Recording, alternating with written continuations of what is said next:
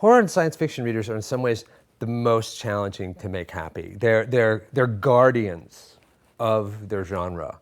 And so I approached those aspects, those aspects of this novel with a little bit of trepidation, because I was certainly new to writing in that genre. I had, as I said, it was science fiction in particular was deeply wedded to my DNA. I mean, those are the books I grew up on, the ones I loved the most, remember the most. Earth Abides by George Stewart, the granddaddy of these books, is certainly for me, and a book beloved by many. Alas, Babylon. I loved Planet of the Apes when I was a kid, and I don't mean just the French novel or the American films, but the terrible American television series. I was absolutely glued to the whole thing. I mean, the scene with Charlton Heston, discovering the Statue of Liberty went through me like a spear. So, be that as it may, I knew that this is a tough audience to please because they're first of all, as I said, they're fiercely protective of their genre. They demand originality, even as they have strong expectations based on other books, and they look for technical accuracy, right?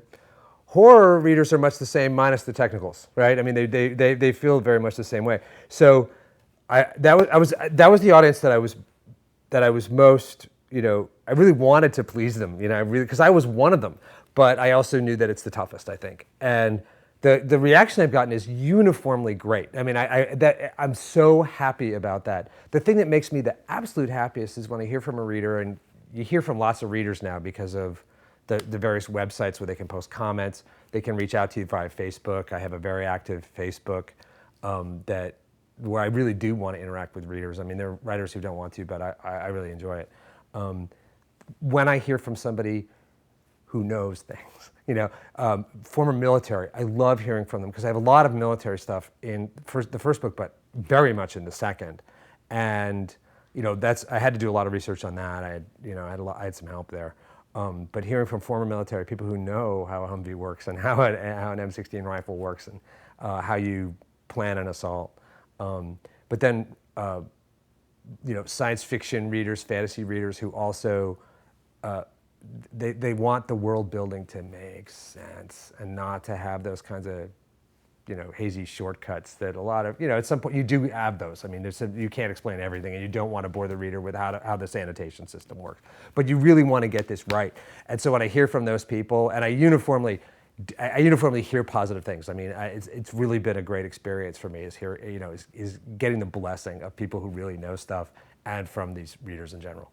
Well, there's no question that the Passage trilogy is vampire fiction. Which is we only have a few real boogeymen. We have the werewolf, the Frankenstein, the zombie, and the vampire. Basically they all fit into one of those four. And the vampire legend, the vampire narrative is by far the most sort of rich to work with, I think. The werewolf, men are dogs, we all know this. The Frankenstein, my iPhone is kind of what that's become.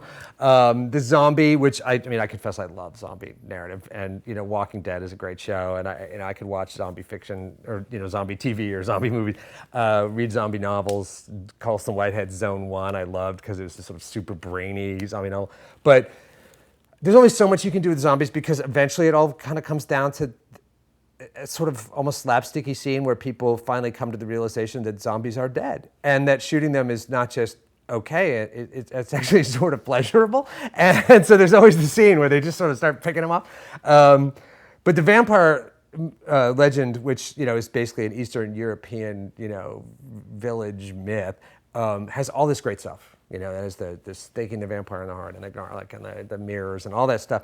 And so it's very, very plastic. It's very pliable. And so when I wanted a boogeyman for the Passage, and I'll say that I started the trilogy and thinking about the trilogy before the present very romantic vampire boomlet. It wasn't on anybody's radar yet. And we all know what books we're talking about. Right?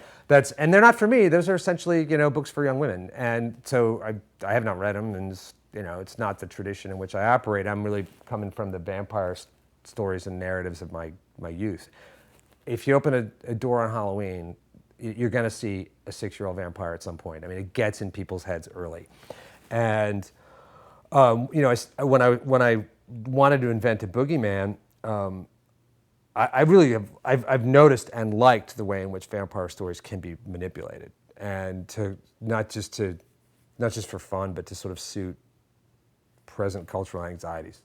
And like the Bram Stoker's vampire movie that came out in the early 90s, very clearly a movie about AIDS. Like that was what it was really referring to in the culture.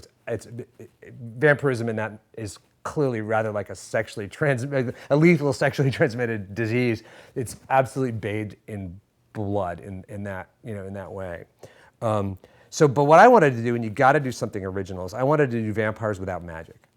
It was something I hadn't really seen done before. I'm not a huge fan of magic in fiction. I feel like it kind of makes things a little bit, you know, sort of anything goes. It's a little chaotic. So I wanted to write a book about the real vampires that were the source of the legend. You know, every legend has got something in the background. You know, every major religion of the world, even if you don't think it involves divinity, there's a story there. And the story of Amy is the sort of, as I said, is the sort of story behind a legend in the future. So I wanted to take all the symptoms of vampirism, all those wonderful details, and create analogs within nature. I mean, it's essentially, you know, vampirism in the passage, and they're almost, the word is almost never used. And it's always used kind of with an arching eyebrow, like vampires, can you believe it? You know, they've resuscitated an ancient virus that produces physiological symptoms that are the analog for the mythical material, right? So, for instance, the story that you must stake the vampire in the heart. Well, in the passage, and in the 12, and in the third book, The City of Mirrors, vampirism is caused by a radical virus-inspired enlargement of the thymus gland, which is a, you know, it's a mysterious gland and conveniently located right about here, right? And so to kill one of these creatures, you need to stab them in the thymus, right? Which is the origin of the somewhat more romantic seeming stab them in the heart. All of the details are accounted for, every single one. One of my favorites is the mirrors, which in the vampire legend is of course magic. It's impossible. Anything made of molecules would show up in a mirror, right?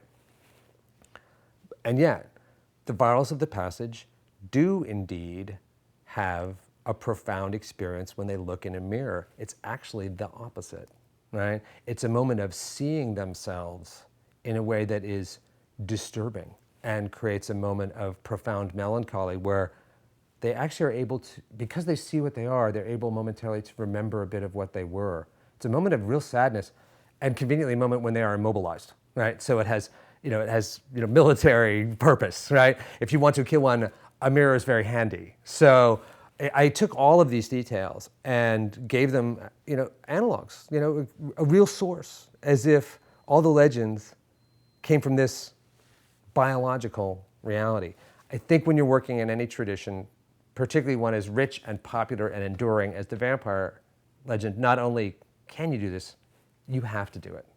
You have to do it.